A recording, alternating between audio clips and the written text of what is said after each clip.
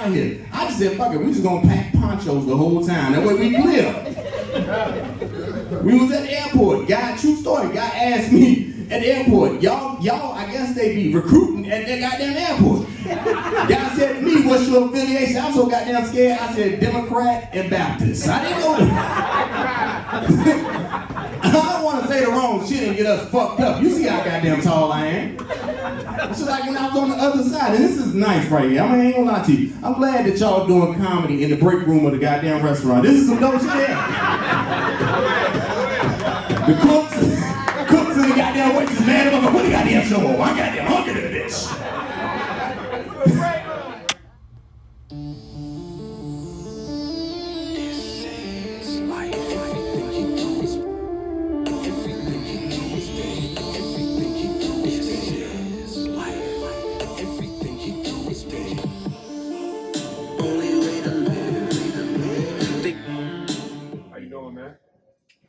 Chicago, W Hotel. This is exciting for me to be able to bring you on to this setup that I have here. We've been talking about it for a while. I've been wanting to sit down and talk to you about a lot that's been going on. Perfect timing, right?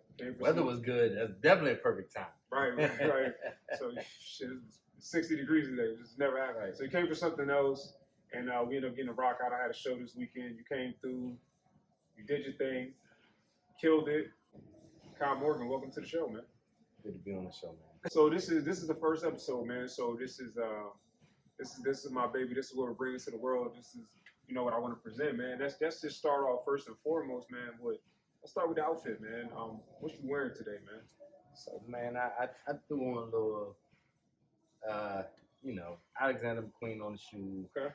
Express on the pants, jacket, man. This is Hugo Boss, and Express on the, turtleneck, man. It's something slight, Word. Because I knew I was gonna be out here, and I ain't want to freeze myself. Definitely got the Chicago swag. They do some ballroom dancing out here. You know what I'm saying? They step out here, so it's crazy. But you damn sure brought the glitz and the glamour to the city, for I would. And I saw your folks with you earlier. Y'all was matching, so. That's cool, man. But the one thing about you is you always pay attention to the details. Right? You've always paid attention to the every time I've seen you. I remember I first met you years ago. Back then, you was wearing polo a lot. Right? You know what I'm saying? Polo is never gonna go out of style. Yeah. Always. Yeah. Ralph. Shout out to Ralph Lauren. Right. Always gonna be in style. Always. Absolutely. Polo. That horse ain't going nowhere. Ain't nobody falling off that horse. You know what I'm saying? But you always been paying attention to the details. What do you think, really, put you in that space, coming up that you were so meticulous with how you picked your outfits? One thing I always told, I used to tell people a long time ago, when I first started doing comedy, I said, hey, I wanted to put people in a headspace that if they can't say, because the thing is this, when you're on stage, people say a lot of things about you. So I said, hey, they can't say that he ain't fly. You know what I'm saying? They might not say he might not be funny tonight. Because again, it depends on the night. Every night is different. So I said, hey, let me focus on the fly. Because if I can tackle the fly, the funny is always gonna come. The funny is there.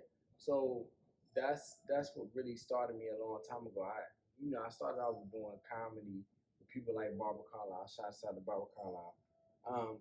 Those people were in Def Comedy Jam. So it's like I was in my 20s. These people were in their 40s. So it's like when you're on stage with them, it's like you gotta come correct because their audience is full. Gotcha. You're in your 20s, you're like, I can't just wear anything. Right. So I started wearing dressing up, being fly, making a fashion statement. Because again, a big part of what we do is, giving somebody a visual. Yeah. You know what I'm saying? The visual is a big part of it. Right. For sure. And it's funny because, me, I remember when I was young, when I first started performing, every time I had a show, I knew I was going shopping. I just knew I was going shopping every single show. And as I got older, though, and then also the bag grew a little bit. As I got older, it was almost every time I got on stage, I just wanted to have something. It wasn't even just about the big shows that I got paid for. It was just anytime I was seen on stage, I always just wanted to, just have that presence. You know what I mean? I think it's always been important for me to do that, and now I'm in a space now where it's like, you know, it's something that, you know, people identify with me as well, but I identify with that with you. Like I said, now we met. I mean, what year was that when we met? It had been 2009, 2010. Was it around there? Okay, yeah. Because I was hosting the show. I was in DC hosting the show. Yep. I had Stir Crazy Sundays. Yep. You pulled up. I was at a little bar. I can't remember the name of the bar right now, but it was right by. We used to be the Verizon Center, but that's where the Wizards play. It was cold. It was cold that day. I remember that much. So you pulled up. We went to some stage time. I said, yeah, man, for sure. You know, come up. And I think ever since then we just connected. It just seemed like, you know, from that we just was able to kind of like, you know, bridge and what now we consider a brotherhood. You know, right? The dope as hell, man. I was like, who's this little guy? I was like, who's this little guy? But it was something about you, man. Like you had this conviction about you, man. Like you just like you wasn't like necessarily serious, but you had this way about you. You was like, man, I'm here to get it. You know what I mean? And you kind of did that. And then I started seeing you perform more and more, and I was like, all right, man, you really got to this craft, man. When did you start performing? When's the first time you hit the stage? Man, the first time I hit the stage was 2005. I had a son that died at birth, you know what I'm saying, which is what came with the creation of my stage name. My stage name is a combination of my son, Khai, who died at birth, and my son, Morgan, who actually, his birthday is actually today. Happy birthday. 605. Happy birthday, boy. So, you know, so it's one of those things where it was like, with my son that died, and my son that was living, I was going through so much stuff because I was dealing with the fact that I had this one son that died, and I'm sitting here, I'm still a kid myself. Yeah. You know what I'm saying? And then I'm dealing with this one son that's born, and me and his mom are going through all this, you know, we tussling, trying to just, you know, to be a part of this kid's life. So, you know, at that point, it was like, okay, hey, I'm going to do this comedy thing, you know, because at the end of the day, I want to be to people what I need people to be to me, which was laughter. Yeah. You know what I'm saying? So we took off 2006 and haven't looked back. You know what I'm saying? Just doing this comedy thing, you know. Again, now we doing the acting, the fashion part of it. So just having fun with it. Right.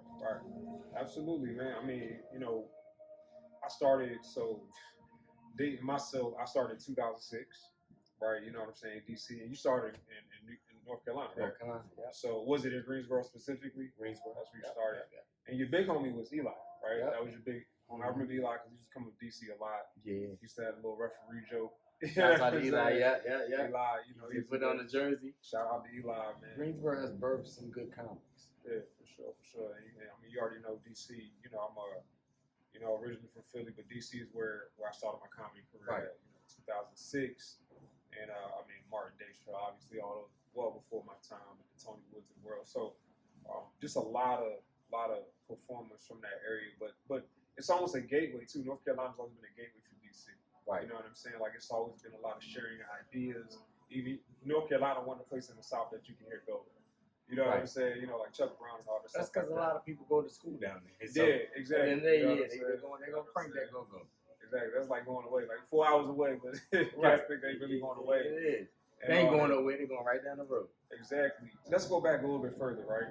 So, because I always think about it, like, you know, before comedy, like, the funny thing about comedy is, like, we all have our date when we start or we feel that we become a comedian, but it really happens before that. You know what I'm saying? Either class clown or using the crib.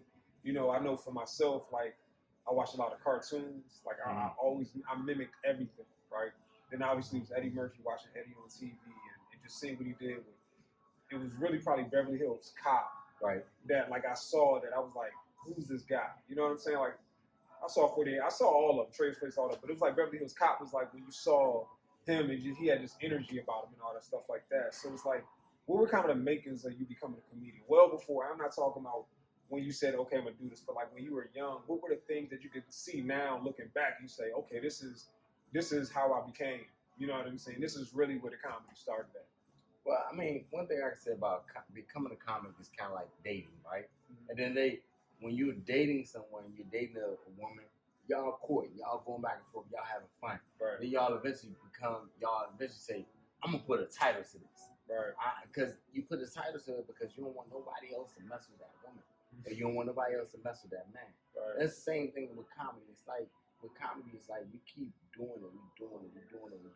Then eventually we say, hey, I'm a comedian. 2006, I had one of my coworkers say, hey, listen, I want you to come do comedy for my baby shower. You know, and I mean, I'm sure the child's probably 16 years old now, because of course it started 16 years ago. Right. So, you know, she said $25. So I bet. 25 is a lot of money when you It's first started because you have no idea. In 2006, that was a full tank of gas. My first gig was $25, and they short me $5.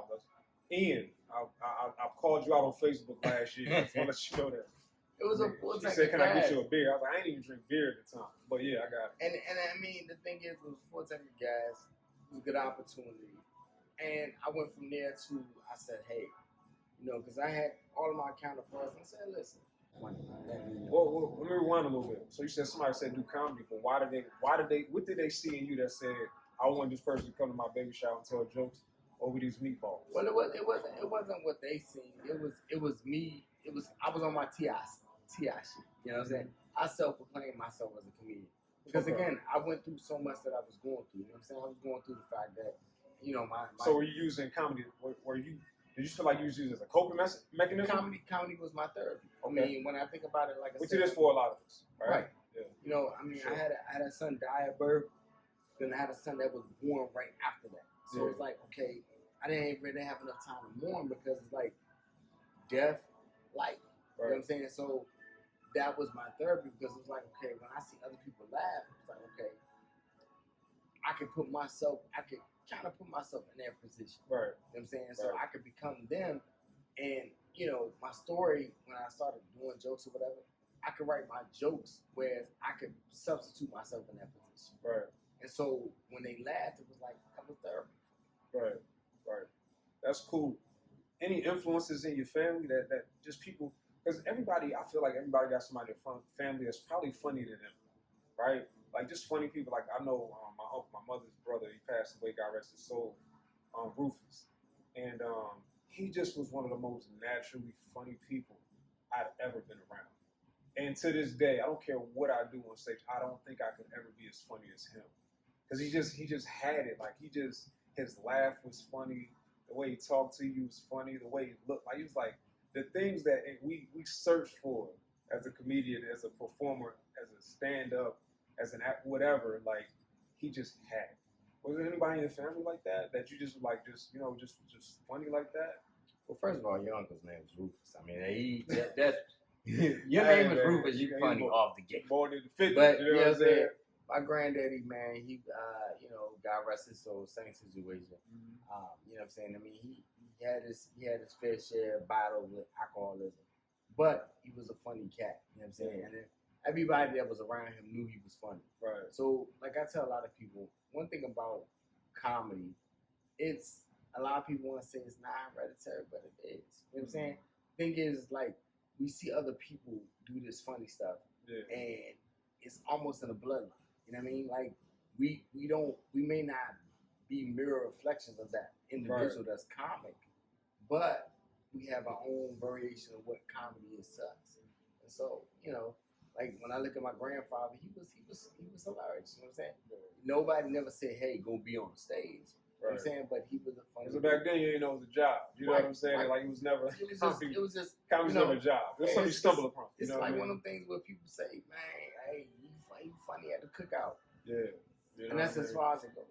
Right. Yeah, it's interesting. Like and maybe it is hereditary. Since I know, I got some funny people in my family. I got different uncles and everything like that. But I just know it's just like some people just got it. You know what I'm saying? And like we see that in artists now. Like some guys just have it. Like we were just watching Earthquake together, right? Right. And like Earthquake, one of the dudes, like he's the uncle. Like he's the uncle that made it to the stage. Like you have some guys that are that guy that made it to the stage. Most of them don't make it to the stage. But Earthquake is just funny. Like he just got the juice, Southeast DC, shout out to DC, Southside. And you see that. You know what I mean? Like I think for myself, I have my ways about me. I think I've always been more of a cerebral type person. I just paid attention to details and I know how to put things together. And then I could always make it humorous and you know, I was silly. I was always silly, you know what I mean? Right. But I wasn't necessarily like those dudes where it's just like, oh, this dude just always just, you know what I mean? Like, I clowned in school, I did all those things like that. But there's some people, man, like, they just got the juice, you know what I mean? The thing is, man, like with comedy, it's different variation, like you said. I mean, you know, you got some people that's skit oriented. You got some people that's naturally funny. Yeah. You got some people that's improvish. You know what I'm saying? And you got some people that's sad. At the end of the day, it's like you have to be you. You know what I'm saying? When that mic gets in your hand, you turn into a whole nother beast. You know what I'm saying? Right. And that's the thing a lot of people don't realize is like, you know, with the comedy game, a lot of people want to mirror, you know what I'm saying, this person, that person. But it's like, realistically, why are you mirroring that person when the mirror's right there, looking at the mirror, see the image that you see, it 9 times out of 10 is you to be you. That's all you can be when you got that mic in your hand. Absolutely. Talking about mirror images. So let's go back to this outfit, right? You know what I'm saying? We gotta touch base on that. You know what I'm saying? You brought the glit out, brought the disco out, but I like it. I like it a lot, man. You got the tuxedo pants on.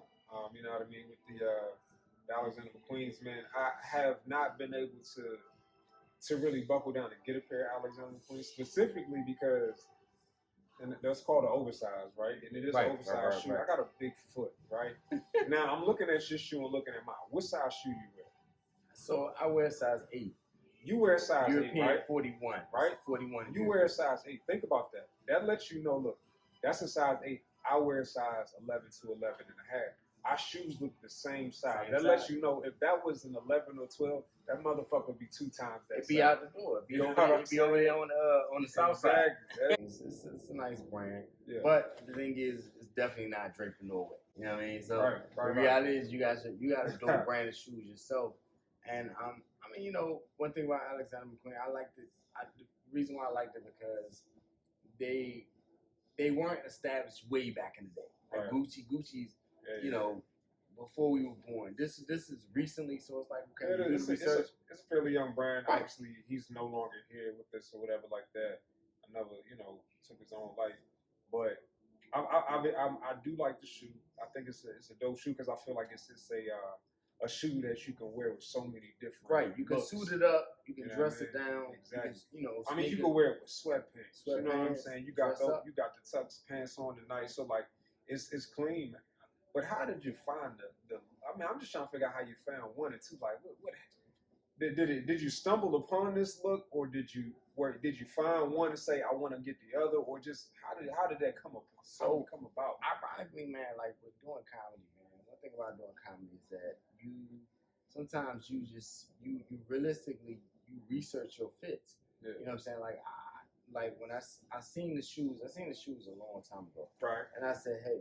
I want them shoes. I said, price tag wasn't really appealing to me. Yeah. You know what I'm saying? Then I was in the Queen usually go for about $540 or better. $540. Right. So this pair here is it's child support. You know what I'm saying? Like I mean, so But so you was talking about earlier, your kid almost 18. Yeah, so you're gonna be having some more Alexander Queens in your near future. One more year.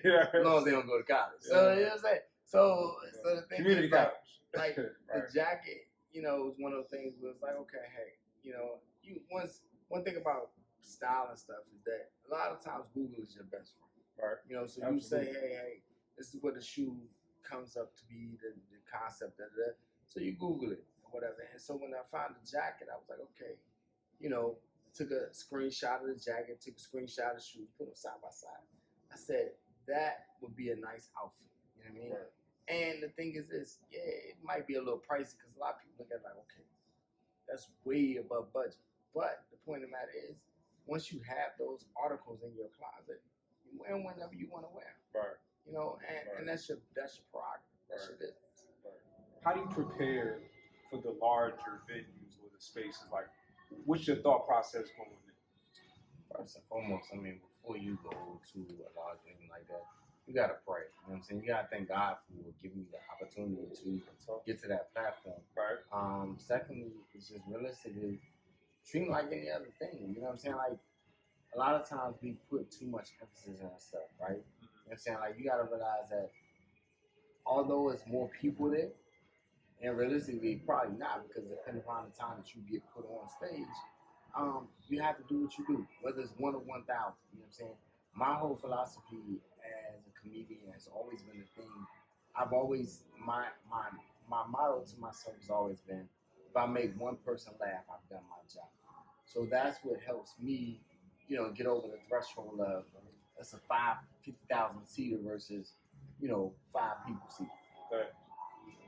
But there still has to be a thought process in it, right? You know what I'm saying? And we get that. Like I know because, like I said, I see you and I see how you move, and that's why I wanted, like I said, I wanted to talk to you because when I look at you, you're some of those person like, okay, because even when you dress sometimes, like you like, now I was like, all right, I have my outfit. I'm like, all right, I see where you coming from too. You know what I mean? But I always like your style, and I've actually seen your evolution of your style too. Because like I said, when I first met you, it was a lot of polo. You know what I'm saying? It was a lot of polo when I first met you. And we all, I think we all had those phases where like we had specific things like that.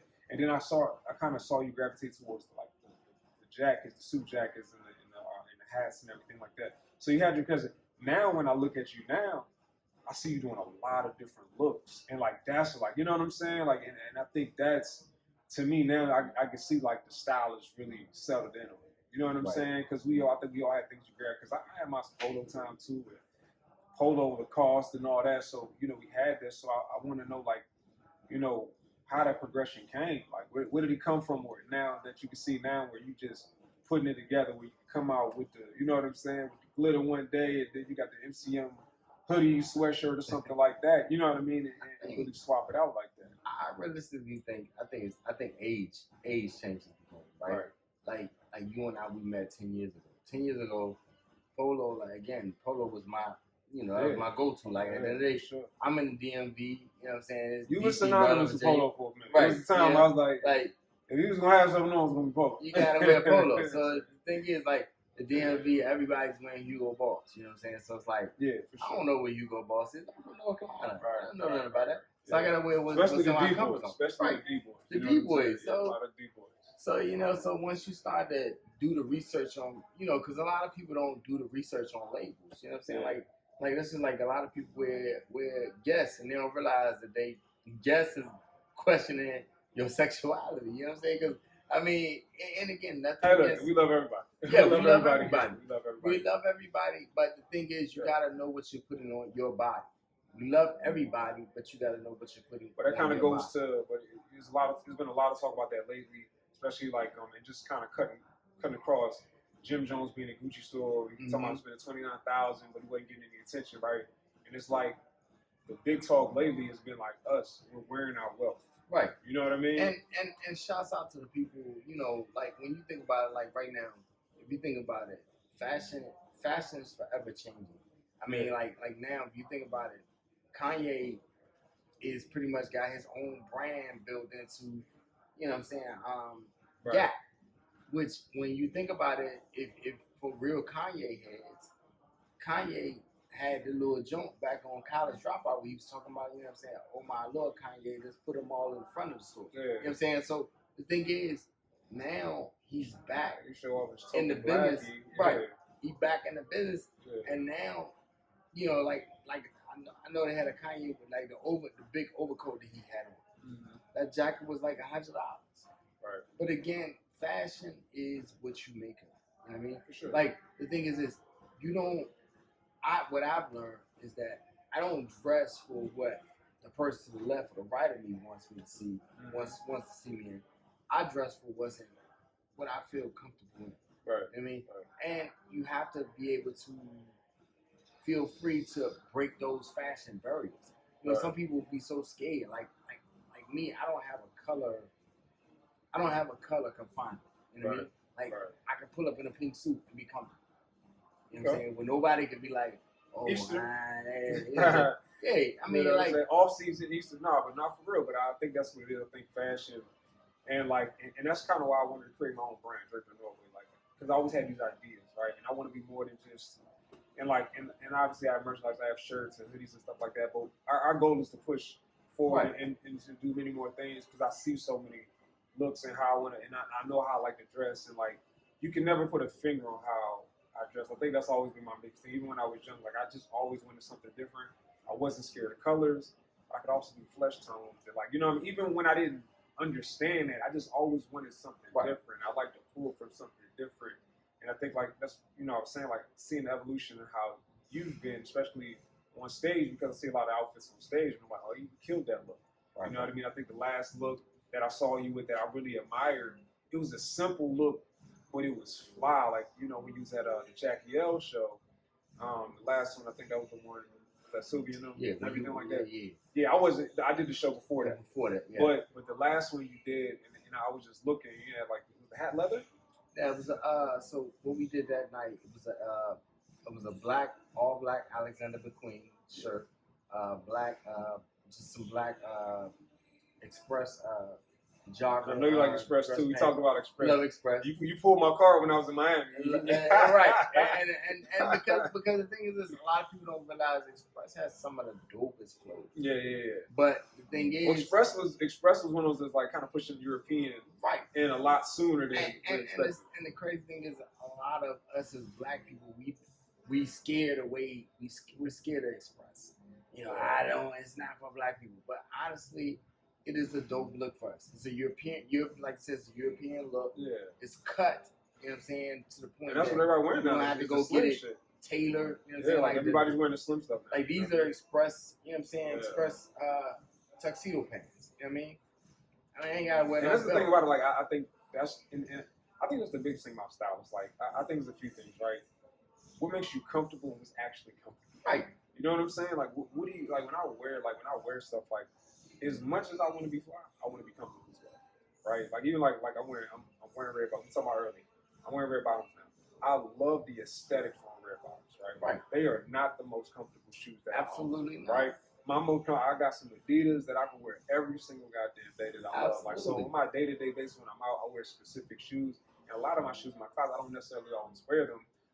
But I'll put them on because it's like something I just know it's a look that I can kind of pull off or whatever like that. But I dress for comfort, man. I mean, like now, like my favorite pair of jeans, man. Everybody wearing, you know, the Trues and the PRPSs and all, you know. And Trues probably not as much now as back in the day, but they coming. I feel like True is looping back around. You got the PRPSs and the purple brand, all the stuff like that. Purple. You know what I'm saying? Everybody wearing, but man, I love American Eagle, man. I love American Eagle jeans, man. And the thing about jeans, man, you gotta find something. You know, the thing, like I tell anybody, man, like. It's not so much brand specific, it's so much how it fits you. You know what I'm saying? But when American you put it on, those you know, they had the flex fits. There was a time where everybody and their mother thought, okay, you're gonna rock Levi's because you know the rappers made it in those 501s. But the point is, the thing with Levi's was never contour for us. Like at the end of the day, it was a good look. You know what I mean? Like, you know, like even like I love Express. You know what I'm saying? One thing about Express, you see a lot of the white models, but the black, it's a good fit for us. Yeah. It's tailored and it feels. Yeah, good. I got some Express stuff for sure. I definitely got some Express stuff for sure, and it does fit. It fits.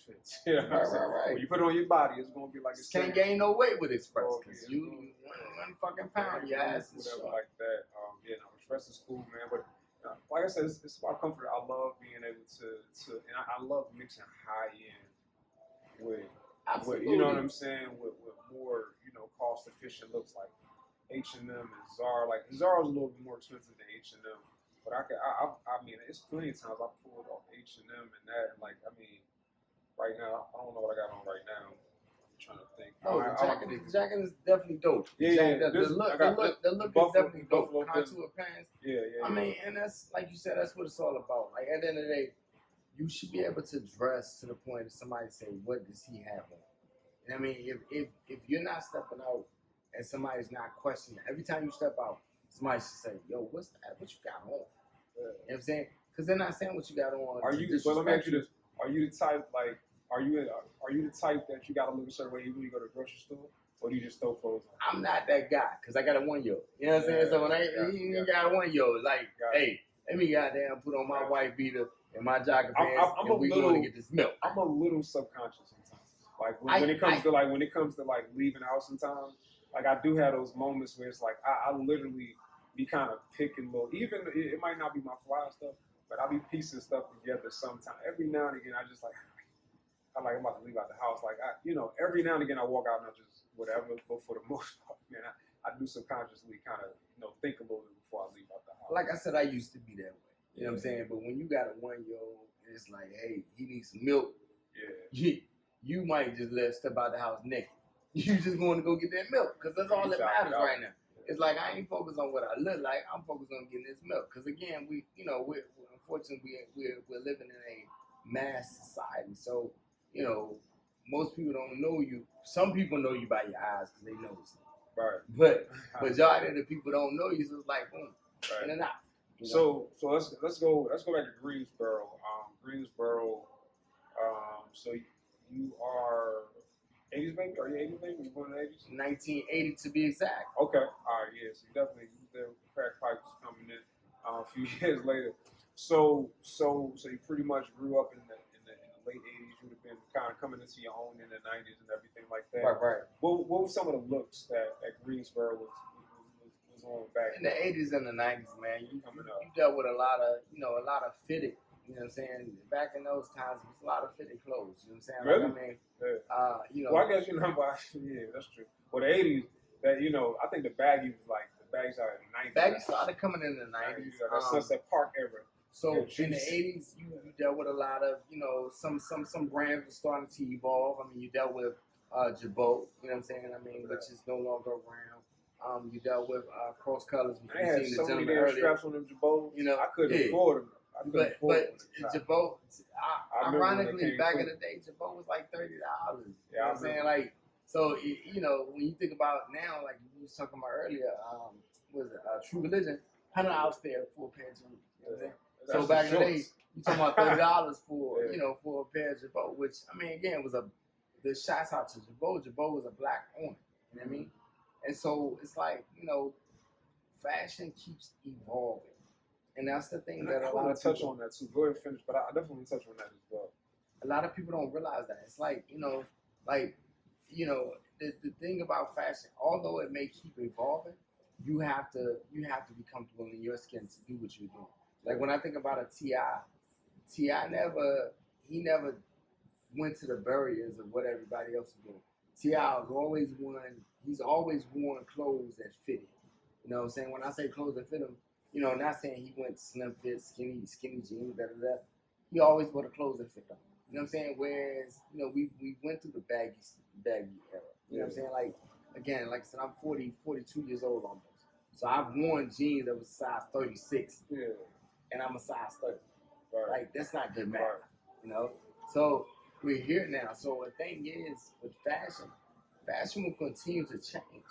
It's just a matter of you got to figure out where you want to be in fashion. You know what I mean?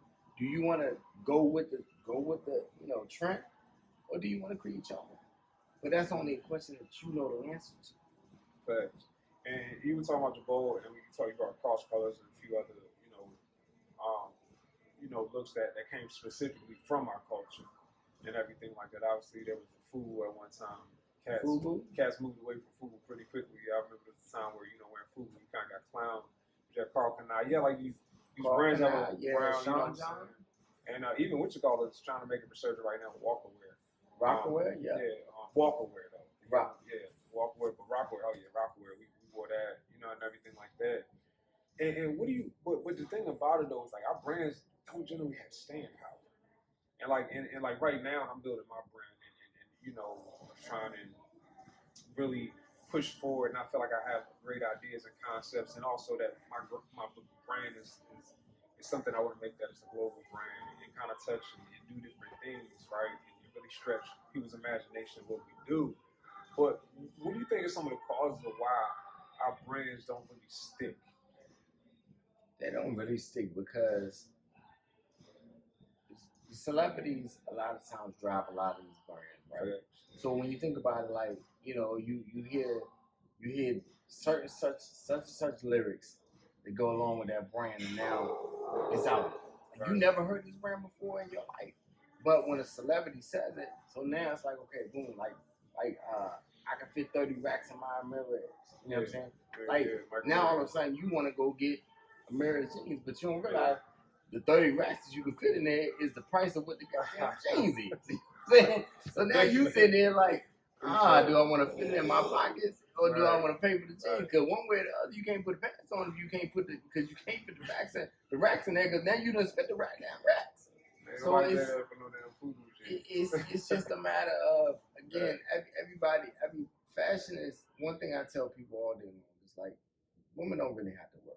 Like women now times a day they can get I think what's the name brand Sheen. You know, they can get away with that. That's they can do what that. What you call it? One brand that it seemed like that it got an opportunity to really do something special. I think it's Milano.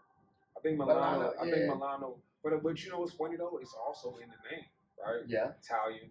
You know what I'm saying? Italian name and everything like that. And I feel like we have a fascination with European culture, right? Dude, we do because the thing is, it's like you said. At the end of the day, people want to sound politically correct.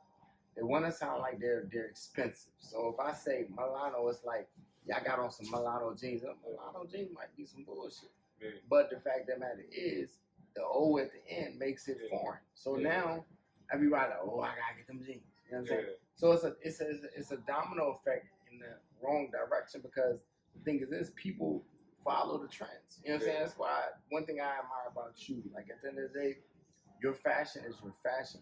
You build your fashion based upon your brand and what you're comfortable with. You know what I mean? And that's the way fashion should be. Like, you shouldn't follow, I seen this dude earlier. Like, you know, we went, to the concert. Charlie Wilson had a jacket. When he turned the lights off, it was lit up. Now, who wouldn't want a goddamn light up jacket? Lego junk, But the point of the matter is that at the end of the day, that worked for him because he was performing. Right.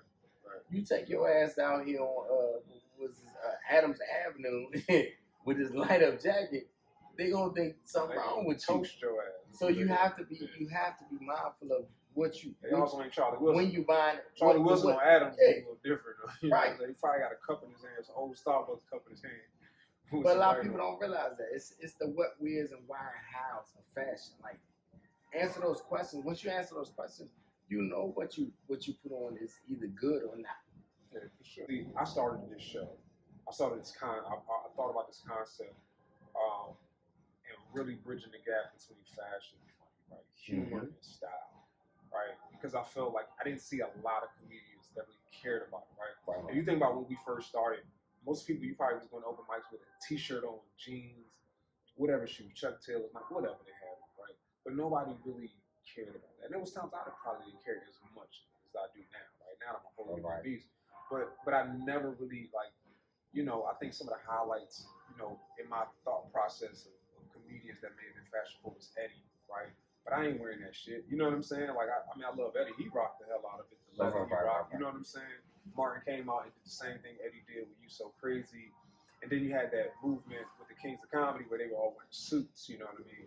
But like outside of that, I couldn't really identify a lot of people that I was like, man, like I wouldn't dress like that. I wanted to act like Eddie. I wanted to be silly like Martin, you know what I'm saying? And I wanted to have, the hosting abilities like Steve. But I never wanted to dress like those guys. You know what I'm saying? The guys I wanted to dress with was in music videos, you know what I'm saying? And then movies and stuff like that. So were there any comedians that stand out to you that you could say, I think he's fly or she's fly? I'm about like you. I can't really say that because the problem with comedians, man, is that nowadays a lot of comedians try to, dress humbly, if that makes sense. They try to put on just this little low-key outfit or this DC people call it Bama-ish type outfit, whereas you call it Bama DC, you already know that. Folk think that they ain't got no money. Right. It's kind of like a reverse psychology. So I'm not gonna dress for the job that I want. I'm gonna dress for the job that I have, and unfortunately, it messes things up. Cause you probably can relate to this, and I know I have. I've been on shows where people are like, damn, he's just doing a guest spot, and it's the headline over here. And they're saying that based upon not because I've said a joke out of my mouth, but because of the clothes that's on my body. Right. So again, that just I mean, goes to obviously. say that a lot of comics they dumb it down because they don't really care. They don't think about the fact that. But do you think too? Do you think it's always that, or sometimes like too, where it's like, there's a psychological thing with comedians, right? We come from, and not to be cliche, but we come from like tormented stuff, right? A lot of us come from different backgrounds, and we just been through stuff. So a lot of times we get to say we don't really care about much. You know what I mean? We just like, because I know when you first start, I'm speaking for myself and everybody around. I just wanted to go talk my shit. You know what I'm saying? I wanted to get this off my chest. It's a therapy session. You know the thing about being a comedian is that the audience is our counselor, and we're just talking. And at the end of the day, their laughter gets us through whatever that situation is. A lot of comics are people who are situational with their jokes. You got some that's freestyle. You got some that's straight by the book of whatever their topic is. So, it's like we seen tonight at the Laugh Factory. That guy spoke in regards to his father. Some people won't get off of that path. So it's like, okay, this is my set. You also had, it looked like you damn near had some pair of Sucros on his tighter than damn jeans he had on. Yeah. Goddamn wallet was sticking through his goddamn. But again, that's because of the fact that we both look at it from a comedy standpoint. He had $2 in them motherfuckers, 6 quarters, a license, and a family photo with that motherfucker. And he was white, so we. But coming from a fashion standpoint, it's like, But again, it's one of those things that, like I tell a lot of people, you gotta think about it. Like you're not gonna, Jim Carrey didn't have to be fly. You know what I'm saying? So it's like I don't think that ever even in his mind or thought process. He just want to go on stage and make faces, and you know what I'm saying. And I love it. Jim Carrey's one of my favorite comics of all time. Like, he's one of my top 10 favorite comics. I love Jim Carrey. And it's like so. It's just that concept, and it's like, and I think like now there's modernized. And I am starting to see more people now kind of dress a little bit more, and cats are trying to get style and stuff. And I think a lot of that's social media based because everything is like, oh, you got this, and it's like a who's who got things like that. I never was one of those people that did more before I got there. You know what I'm saying? So the things that I got now, I'm able to do those things. Like, and when I couldn't, but I did what I was at where I was at that point. You know what I'm saying? Everything like that. But I think, it's always been interesting. But I just like where we're going now and modernizing and bringing a different element to the stage and showing that we can have our art can transcend just beyond what we say. You know what I'm saying? That's how we approach the game and being fly and stuff like that. Because if I didn't know you and I saw you come up like that, I'm gonna want to know what you got to say. Right. But it also gives me it lets me know that you got a certain confidence about yourself as well. And that's the thing about comedy. It's like, you know what I'm saying, when you invoke the fashion into comedy, it sets a standard. Because again, like you just said, it has the people, even audience members, from the audience members to the actual, your co-workers, because so fly. Right. And so when they start to question that, you know what I'm saying, whether it's your visual or your aroma, because I mean sometimes a lot of people don't realize fly can be the cologne you sprayed on your body. You know what I mean? And I mean everything has to, like I said, all things are considered. You know what I'm saying? Like when you're on these stages, it's like they want to, it's like the senses. You know what I'm saying? The sense of hearing, sense of smell, sense of seeing. You know what I mean? All of those things are important to that person because again, gas prices going up like they are. I paid $25 to see you tonight. Right. I want to see you look dope. For sure. I want to hear you make me laugh. You know what I'm saying? And when you get off stage, I want to smell you and know that you don't stink. You know what I'm saying? So, I mean, I don't know if people go to shows to smell people, but it could be a situation. But because you don't know. But there's a lot of hugs involved. Right. You get a lot of hugs. COVID, chill. Right. You don't know your audience members. Some people, like I tell people all day long. I mean, and this is a true story for me. Like one of the first shows I did, I was dealing with a heckler. I was going back and forth with him. I was like, listen, man. I was like, you need to shut up before I come out there and fuck your wife. And unfortunately, pretty straightforward. But unfortunately, him and his wife was going through some marital problems. She had been cheating on him. So I went to the bathroom again. I didn't know this guy from Adam. He's like, "Oh, you the one that been fucking my wife?" No, nigga, that was just a joke. You know what I'm saying? So I say all that to say to you, man. Comedian. Material sometimes will get your ass whipped, but you have to be careful. You know what I'm saying? On stage. That part, we all know that parking lot hit different. You gotta be careful, and the thing about this material, man, you gotta make the audience feel like what I've learned is that, and this is just something that I've taught myself, is that it's okay to, even if the audience is trying to heckle you, it's okay, take that beat. You know what I'm saying? Like, learn how to freestyle that to push it out. You know what I'm saying? Like, they say something about you being short. Talk about you, because again, you've been with you forever. You know you short. You know you height challenge. You know you got height deficiency. Don't sit there and get brand new. Oh, this nigga talk about me. Nigga, no, you taller, you short in that chair right there. Turns out Kai was the man on the horse. You stupid. Do you remember your first joke? My first joke goes way back to like high school. You know what I mean? Like, shouts out to my ex-wife. My ex-wife, I was trying to court her, and I said, "Damn," she had on red. I said, "Damn, you don't have red. You looking like a period." So it didn't go over well. But the point is, I was trying to develop and figure out my joke. I told the woman she looked like a period. Yeah, it wasn't the best joke. It was definitely not the best. But you live and you learn. Rome ain't built in a day, nor is comedy sets. Basically said she called the woman a cycle. That's some bullshit. That's cool, man. So let's talk. I mean, things that you're pretty open about. Your family situation. Loss of your children, everything like that, man. Which we all are sensitive to when we talk about kids and everything like that. Tell me a little bit how it changed for you when you had your first child that for lack of a better word, that survived, and your oldest, and what that did for you.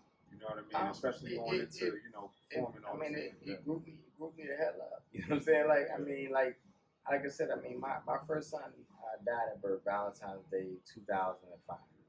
My first son that survived, as you stated, was March 6th, actually today, 2005. So the reality here is that they grew me up, because I realized that at the end of the day, first and foremost, shouts out to any dudes that got a woman pregnant right now. Do not listen to your niggas, because they gonna tell you she ain't gonna give us so much money. That's because that nigga don't work nowhere. You know what I'm saying?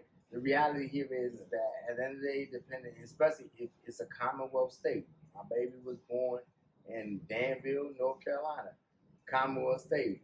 So which meant that she was entitled to a lot. But again, us as men, we don't know. So the thing is that's why a lot of guys run from their responsibility, because they don't know, rather than finding out, hey, this is what I need to pay in child support, this da-da-da. They say, fuck it, I ain't gonna do it. You know what I'm saying? When baby turns 17, he can reach out to me and I tell him a lie. Da-da-da. That's never my aim. I got 4 children, about 4 different people. Take care of my children. I love my children. No, not me, the sperm. The sperm be, hey, sheesh. Sperm lead this goddamn jacket. I know y'all ain't hear him earlier what he said. He said one was born in February, other was born in March. Like, hold up. And like I tell a lot of people, because again, this is a little boozy before a little boozy. And the one thing about me, I love my children. I take care of my children. Like I said, Sperm and Helmsley out here. Anybody that knows me knows Sperm and Clump. that bi-weekly I drive to North Carolina. Right. I see that, man. I see you Google or Facebook your location. You change it like motherfucker. Change like motherfucker. Like I'm selling drugs, but I'm really just spend time my kids. But that's the thing. Is like trafficking. Like I tell a lot of people, man, you gotta take care of these kids, because the thing is this: these are the same people that's gonna put you in a nursing home. So you want to make sure that they realize. Keep me in the back room. Just keep me. I ain't trying to. But that's what's gonna happen if you take over the house and put me in the back room. Let me look. Just point me toward the window so I can see everything. Tell me this: Are your kids funny? Are they fly? Are they fashionable? Do they take any of those traits? So again, having 4 different children, the youngest being a 1-year-old, the oldest being 17 today. Jackson. Yeah, Jackson is pretty fly. Jackson because Jackson don't pick out his clothes. Yeah. Super light skin, by the way. Yeah, he's questionable. So you know, Morgan is one of those things. He's more he's sportive, so he doesn't really, you know, give him his fashion is his J's. Like he owns a lot of J's. Middle son, you know, Preston, which is actually AKA Junie, which is the comedian. He was one of the ones that was doing comedy with me, was doing tours and stuff. He's more the fashion person, like, you know. And my daughter, you know, she's a female, so then she's herself, you know. So I mean, so you know, the fashion is one of those things. It's like what we realize, man, and I'm sure you can relate to this. You know, this generation of kids, you can't pick out their clothes for them. You know, because the thing is, they don't wear what we would have worn. You know, like you'll see them and you're like, what the fuck you got on? And they like, this is club. Like they don't even wear jackets anymore. Like it be below 30 degrees and they're like, I'm good out here with a hoodie. What? Me, I went back in school. Everybody had that hoodie. You know, at the end of the year when it be like cold and hot, it want to be cold and be hot by a third period. You know what I'm saying? You got the hoodie, you got to put that joint around your waist. That was a move back in the day. Oh yeah, that's hot. So we didn't always have coats either. But I see how you operate, man. You know, the one thing about it is over the time, because we've known each other 10, 12 years or whatever like that, you know, we've had times where we weren't around each other that much and everything. But no matter what, whenever we came around, it was always mutual. You know, we always reconnected. We always had good conversations. But also, I mean, I still followed you online. You know what I'm saying? I just saw, you too, yeah. You know, just seeing you doing your thing, the progression, you know, seeing you perform overseas and, you know, seeing your family grow and everything like that. And I always see you be consistent and everything like that. And I just love that evolution, man. Like in a space where you want to be, you see like you're evolving in a way that you saw for yourself. It's a good question. Where I'm at now, man, is honestly, it's just, I tell anybody, where I'm at now is where God would have me to be, right? And the reason why I say that is also married again. Right. So the reason why I say that is because of the fact that, like, having 4 children, trying to pursue comedy, trying to pursue acting, it can be difficult. You know what I'm saying? Because when I look at a lot of guys, like I see guys now that just had a baby. You know what I'm saying? And my heart goes out to them because it's like, you just had a baby, you want to build a relationship with them, but you're a full-time comedian, so it's kind of hard. It's like, I gotta say, I gotta build this bond with this kid, but I gotta be out the door tomorrow. Right. You know, and so with me, it's like, where I'm at now is about really pursuing and helping push generational wealth for my own children. Because the thing is this, like, whether I become this big comedian or this big actor tomorrow, my time clock is ticking.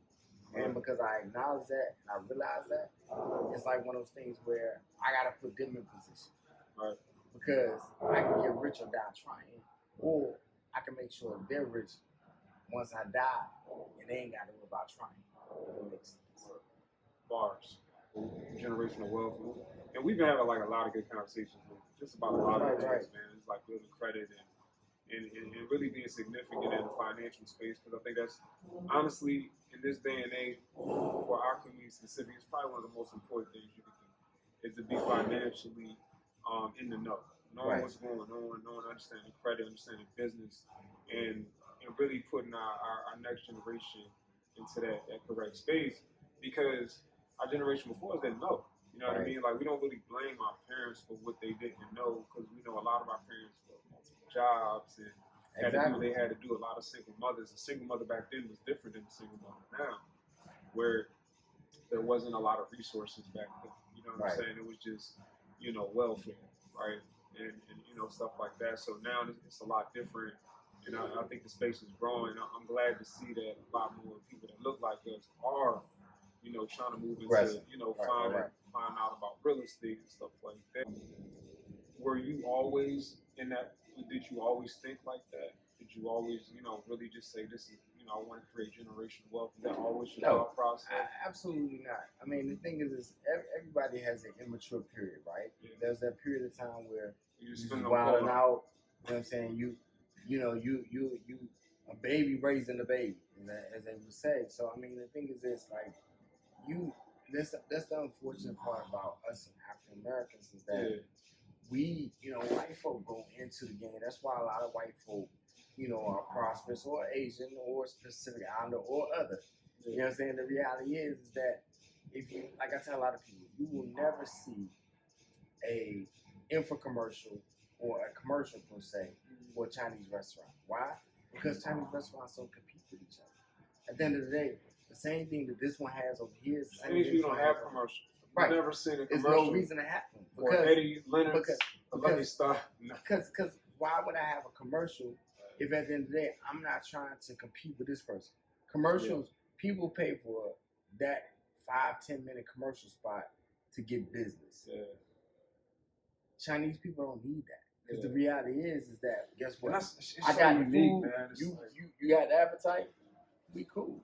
It's just crazy because so many other communities got head starts and just how they think and how they do things together. And it's like the one thing about it, people don't really understand is like we're the only nationless community of people. Right. Like, we don't really have we claim U.S. because we here, we popped up. You know what I mean? And however we really got here, who knows if we came from Africa or not? There's always those things like that. Did we come over and both? How do we really get here? But we don't really have ties, true ties that we can say we can just. That's true. White people, they got Irish, you got German, you got, what I'm saying, Polish, and you got, Jewish that, from Israel and all that stuff like that. So, the Asians, you got from China or Japan, Taiwan or something like that. Right. So everybody has roots somewhere else, and we don't have that. So it breeds a little bit of diversity within ourselves. Right. So we're not able to connect with each other because we just go based on what space we have. So we're not, that's why our dollars leave so much. They talk about the dollar all the time, and it doesn't stay in our community. We go spend it with other people. But the people that we're spending with, they're connected. You know what I'm saying? Walmart, like they do that shit together. And it's like, how do we build? I mean, my main thing with Drapreneur is like, how do I build it out? You know what I'm saying? So even with you, like with us doing stuff like that, well, the goal is to build brands Drapreneur where also we can have media outlets, right? We can build podcasts, right? And then we can have podcast unders with other people that look like us and continue to build out. You know what I'm saying? And not just like, we don't want to harbor the information, right? You know what I mean? We want to put it together and then pass it along and share. I mean, we talked about that a lot as well. Sharing information. You share things with me. Just like, you come in town, like if I got some, I'm gonna tap you in, where I'm at. Like you said, it's one of those things, man, like us as African Americans, man, sometimes we have that crab in a barrel mindset and we have to get away from it. You know what I'm saying? That's just really the best way to answer that question. I mean, it's like a lot of people get afraid because they know that you're a little bit funny now. Or they know that you might have a gift, whereas you can do voiceovers, you can do impersonations, and they know that, hey, it's an opportunity right now. It's a contest. I ain't gonna tell him. Why would I tell him? Right. Because if I tell him, he gonna win. Because I ain't got that skill set. Right. And that's the problem with us as African American people is that we gotta look at it as someone sees versus. Yeah. Somebody taking out. It feels like we always, it feels like a lot, I'm not going to say always, but it feels like a lot of times we feel like there's only one spot that can be held at a time, right? And that's not the case. We can all have an opportunity for something. What's for you is for you, what's for me is for me. Well, that's because of the fact that, I think that's because of the fact that you got to look at the promoters or the people that's behind the scenes, right? Behind the scenes people are they're purposely pinning us against each other. Right. So at the end of the day, while we know what's for me is for me, we're biblical with scripture and all that stuff.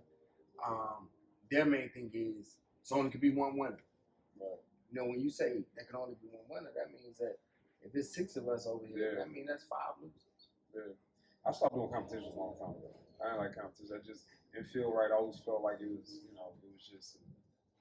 it just never felt right. And I felt like the shows are never built in the right way. Then you had favoritism in certain spaces, and there's just so many different elements that I just stopped doing competition. I mean, because the thing about competition is like anything else in the world, like, right? You know what I'm saying? Like, and I actually am a competitive person, but just in the comedic space, the competition is just like against like anything else in the world. Like, I mean, if you have a situation whereas you're trying to get an acting gig and your manager knows the person that's booking the gig, and then there's already a level of, you know, swaying your way. You know what I mean? Whereas I can come in there and I gotta go hard because I done this monologue. I'm dope at what I do. But again, your manager knows something. So it's a gift and a curse. It's inconvenience. When did you know you were funny? I think I knew back when I was in middle school. You know what I mean? Like the thing is, like I didn't realize this gift. Because there's a difference between knowing that you're funny and knowing that you got a gift. A lot of people, you know, it's like Jackson.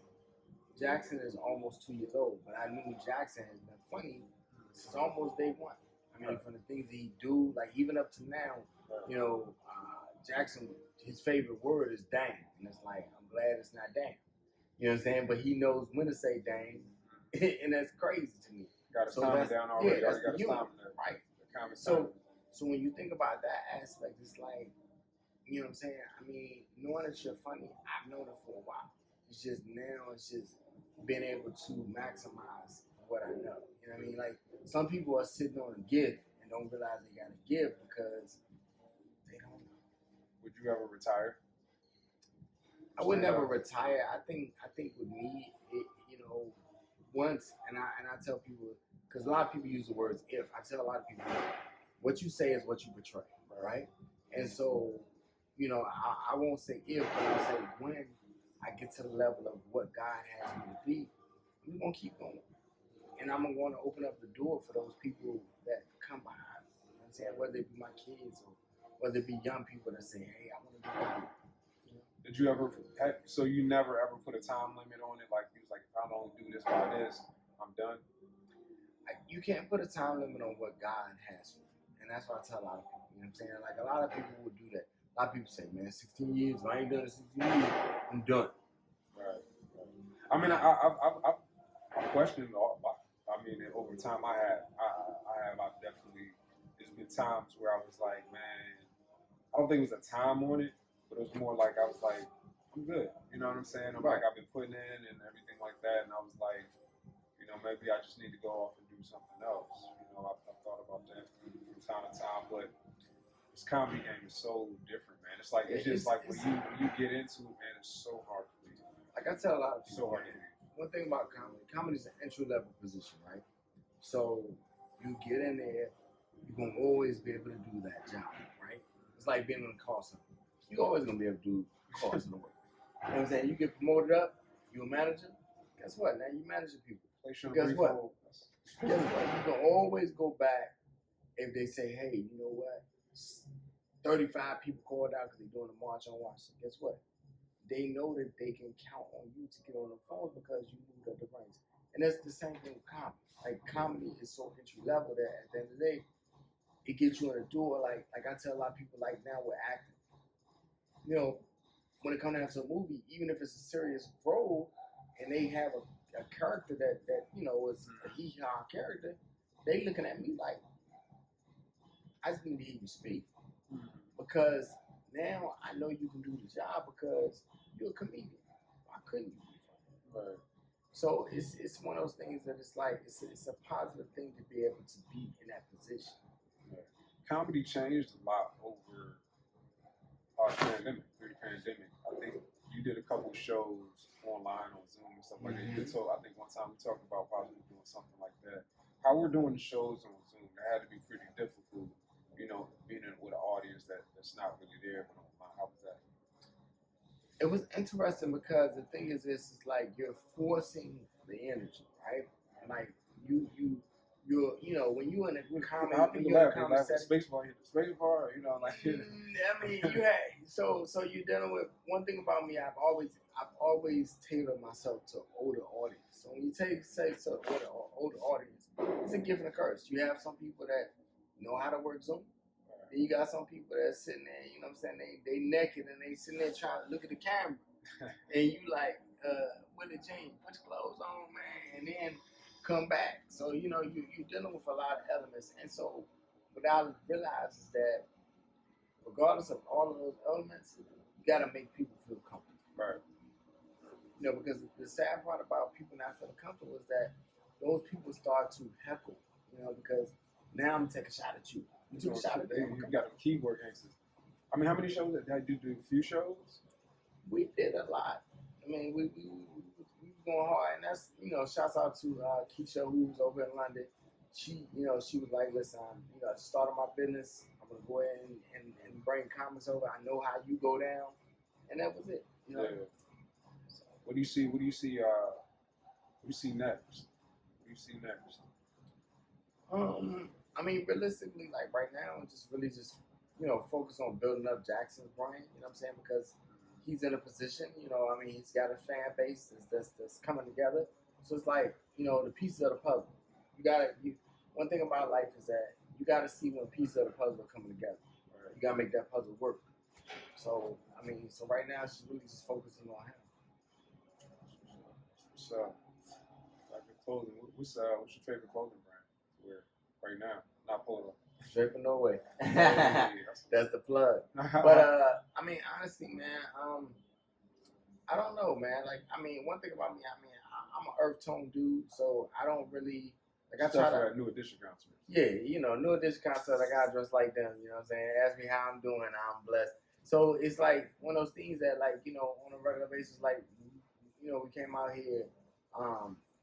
I wore purple and I wore yellow. I mean, orange the whole time because I didn't want to get boxed into the, you know, what affiliation you were down with. So it's one of those things that, like, whereas a lot of men are afraid to touch on certain clothes and colors, it doesn't bother me. Like, I love jumping out the window. Like, in fact, I love jumping out the window without a parachute when it comes down to fashion. Oh, yeah, hell yeah, man. I mean, I love, you know, being able to try different things, man. We fly, like, even like the other night, you know, like, we had 2 different looks going on. Right. You know what I'm saying? And it was dope. You know what I'm saying? The Adidas look was dope. I mean, the track pants, down to the shirt, Adidas, you know what I'm saying? You pay homage to you know, on the back of the shirt. All that was love. Yeah, man. So, and I like that, you know what I'm saying? And that's what I said, like, you know, really watching you, you know, just over the years, man, I really admire you, man. You know, as you know, as a performer, as an artist, as a father, you know, family man, I admire you. But just, and then also just being a solid dude. You know, there's been a lot of people that, I'm pretty sure you met a lot of people where things come and go, and, you know, things like that, and you're around people. But it's hard to find genuine people, especially in the comedy game, because usually people want something from you. You know what I'm saying? And people change on you. You know how it is. Like, even like, you know, it's happened to me out here in Chicago before. You know what I'm saying? When somebody see me, I kill it on the show or something like that. And we're the best of friends. And then the next show might be a little, it ain't quite that. And then they already, like, now they acting different. You know what I'm saying? And you know, because you know how comedy is up and down game. You know, every crowd is different. There's different, you know, atmospheres is different. Third, that you gotta kind of compete with and everything like that. But when you find solid people in the industry, man, and people that know you at the core, that say, nah, you know, I know this dude, he's a funny guy, regardless of whatever, and he's a solid dude, whatever. I think that's important. You know what I'm saying, to happen that, but I always saw that in you. So, you know, I definitely appreciate, you know, you just being solid like that, man. Thank you. I mean, the thing about, like you said, being solid is that a lot of people are in the entertainment business, specifically comedy or rapping or whatever the case may be. They go with the flow type people. So, like, they don't stay in a situation long enough to figure out if that's going to work for them. You know what I'm saying? Like you and I, we tailor. You know what I'm saying? And they may wear a Taylor outfit today, or they get clowns. So now they don't realize that every audience ain't the same. So now you got clown because you was Taylor today, and you done abandoned the outfit. And that's the thing about people like yourself and I. You have to realize that at the end of the day, I'm not going to abandon it until I want to abandon it. I'm not going to abandon it because X, Y, Z over here wasn't a fan of it. Because again, that's 3 people in the audience of 20. Right. I'm not going to make a move based upon them, how they feel, and what they think. What do you want your legacy to read? I want my legacy to read that he never gave up. I mean, those words. I mean, you know what I'm saying? Like, and those words are powerful. I mean, it's not a lot of words, but it's realistic. He never gave up. You know what I'm saying? And I say that because I want the people that's reading that to get their own visualization of what that means. He never gave up. Well, look, man, we're gonna wrap it up, man. It's been a pleasure here. We've been out here, man. It's late at night. It's also late, man. It's 4 o'clock in the damn morning. Late, man. But this is what you do when you put together these type of shows and everything like that. I hope you're gonna hit it all. That's damn sure they yawn on little bug-eyed ass. But this was, you know, it took us a while. It took us a few days to get to this point. Yeah. Because we had a lot going on. You had a lot going on, you know. But I'm glad we got here to really put this together, man. Fresh Sets is what it is. And like I said, Fresh Sets is specifically, it's bridging these 2 worlds together, man. Right. You know, comedy and classic. Exactly, man. It's for the fashionably funny. It's for style and humor. It's bringing all that, you know, from the performance on the stage to that walk up to the stage, right? So it's important. You're someone, like I said, I identified that fits that mold, you know, and then it transcends. And I kind of, you know, even beyond that, I consider you a brother, you know, and somebody that will, you know, regardless of the stage, will always be able to connect and stuff like that. Family over everything. And it's love. But that's what this show is about. And, you know, I want to continue to bring content. You know, we're going to look into doing some things together with podcasts. Yep. You know, work that out. And we're going to do things on fashion and everything like that. I got some ideas for, you know, styling and everything like that. But that's what this is about, man. So I appreciate you for being my first guest. Most definitely. I appreciate you having me as the first. Very, very fly, man. You know what I'm saying? You came out, you lit it up, the whole situation. I had to make sure just in case the light wasn't going to be on. Appreciate the ticket, you know what I'm saying, to New Edition. That was fly, man. You know, you got to tell some jokes in Chicago. So real dope, man. And we're gonna continue to talk. This has been Fresh Sets, man. My name's Niem, your host, man. Owner of Draper Norway. We'll be talking a lot more about it, man. Khai Morgan, man, straight from Greensboro, North Carolina, man. One of the best, man. See you soon. Peace.